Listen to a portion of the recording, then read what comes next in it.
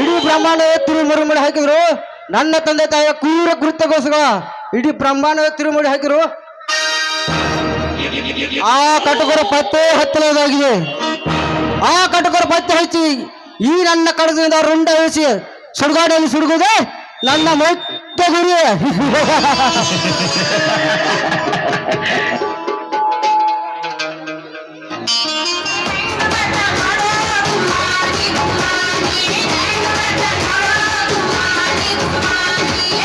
Welcome ಸರಿ, welcome.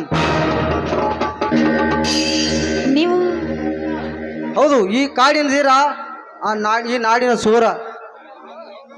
ಏ mister, ನೀನು ಶೂರನಲ್ಲ ಅಂತ ನನಗೆ ಚೆನ್ನಾಗಿ ಗೊತ್ತು.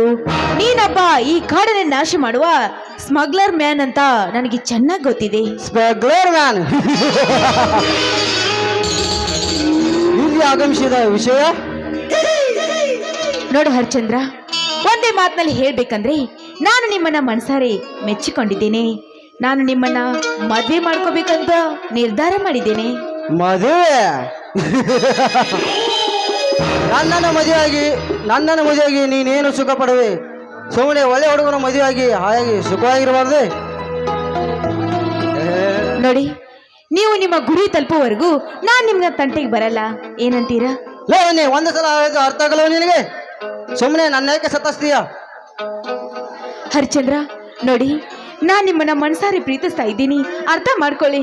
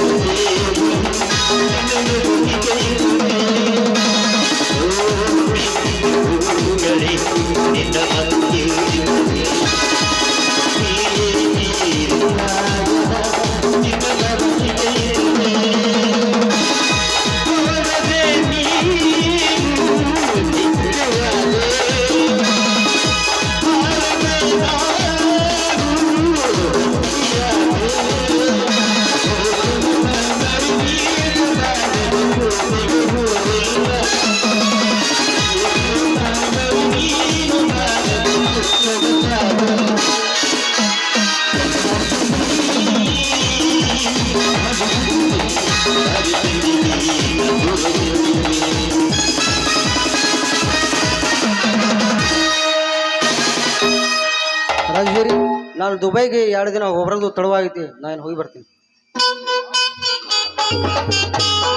ಬರುತ್ತೇನೆ.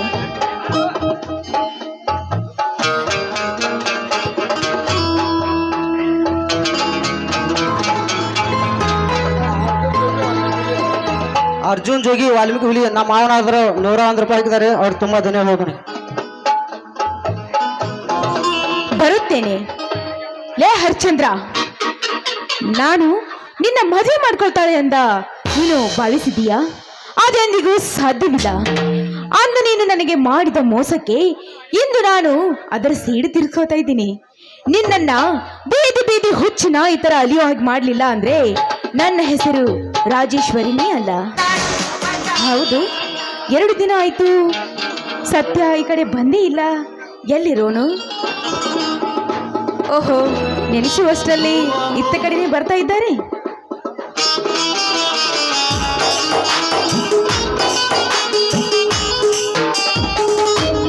ಹಲೋ ಮೇಡಮ್, ಸ್ವಲ್ಪ ದಾರಿ ಬಿಡಿ. ಬನ್ನಿ, ನಾನು ನಿಮ್ಮ ದಾರಿಯನ್ನೇ ಕಾಯ್ತಾ ಇದ್ದೆ. ರಾಜೇಶ್ವರಿ, ಏನು ಇಲ್ಲಿ? ಏನಿಲ್ಲ ಸತ್ಯರಾಜ್, ನಾನು ನಿಮ್ಮನ್ನ ನೋಡ್ಬೇಕಂತ ಇಷ್ಟೊತ್ತು ಇಲ್ಲೇ ನಿಂತ್ಕೊಂಡಿದ್ದೆ. ಏನು? ರಾಜೇಶ್ವರಿ, ಮನೆಯಲ್ಲಿ ಸ್ವಲ್ಪ ಕೆಲಸವಿದೆ. ಮನೆಗೆ ಹೋಗಿ ಬಂದ ಅಣ್ಣತನಿಗೆ ಭೇಟಿಯಾಗುವೆ. ಏನು 2 ದಿನವಾಯ್ತು ಕಾಣಿಸ್ಲೇ ಇಲ್ವಲ್ಲ? ಎಲ್ಲಿ ಹೋಗಿದ್ರಿ? ಊರಲ್ಲಿ ಸ್ವಲ್ಪ ಕೆಲಸ ಇತ್ತು ರಾಜೇಶ್ವರಿ, ಅದಕ್ಕೆ ಬರಲಿಕ್ಕೆ ಆಗಲಿಲ್ಲ. ನೋಡು ಸತ್ಯರಾಜ್, ನಿಮ್ಮನ್ನ ನೋಡ್ಬೇಕಂತ, ನಿಮ್ಮನ್ನ ಮಾತಾಡಿಸ್ಬೇಕಂತ ನನ್ನ ಮನಸ್ಸು ಹಾತೊರಿತಾ ಇದೆ. ಹಾಗಾದ್ರೆ ನನ್ನದೊಂದು ಮಾತು ಕೇಳುವೆಯಾ? ಹಾ, ಒಂದೇಕೆ 100 ಕೇಳಿ, ನಾನು ಉತ್ತರ ಕೊಡ್ತೀನಿ. ಹಾಗಾದ್ರೆ ಇದೇ ಸಮಯದಲ್ಲಿ ಸೋಸಿ ಬರಲಿ ಒಂದು ಇಂಪಾದ ಗೀತೆ. ಆಗ್ಲಿ ಸತ್ಯ, ನಿನ್ನ ಇಷ್ಟನೇ ನನ್ನ ಇಷ್ಟ.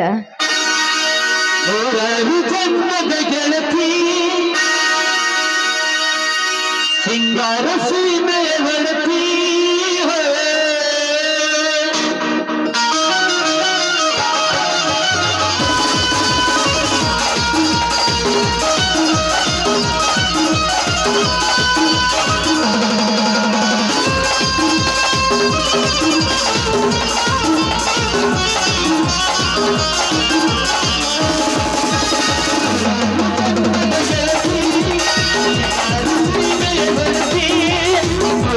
ಜನ್ಮದ ಗೆಳತಿ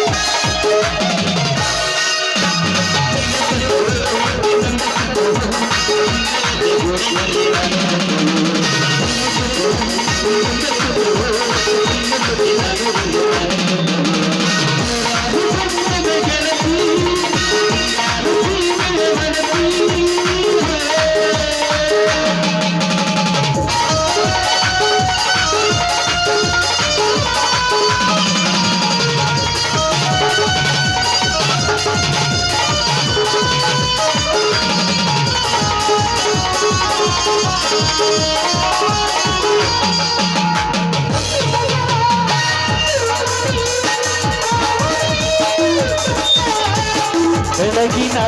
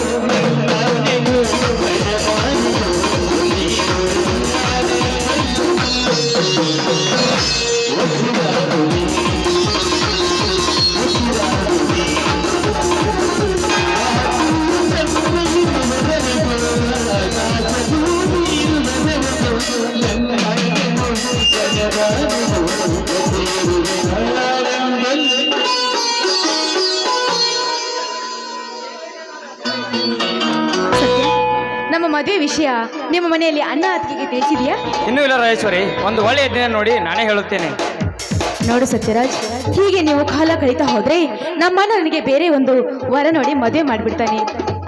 ಹುಚ್ಚಿ, ನಿಲ್ಲಿಸಿ ನಿನ್ನ ಅಳವನ್ನು. ಹುಟ್ಟುತ್ತಲೇ ಆ ಬ್ರಹ್ಮ ನಮ್ಮಿಬ್ಬರಿಗೂ 3 ಗಂಟೆ ಆಗಿ ಕಳಿಸಿರುವಾಗ ಈ ಸೃಷ್ಟಿಯಲ್ಲಿ ಯಾರೇ ಬಂದರೂ ದೂರ ಮಾಡಲಾಗದು ಆ ನಿಮ್ಮ ಅಣ್ಣನಿಗೆ.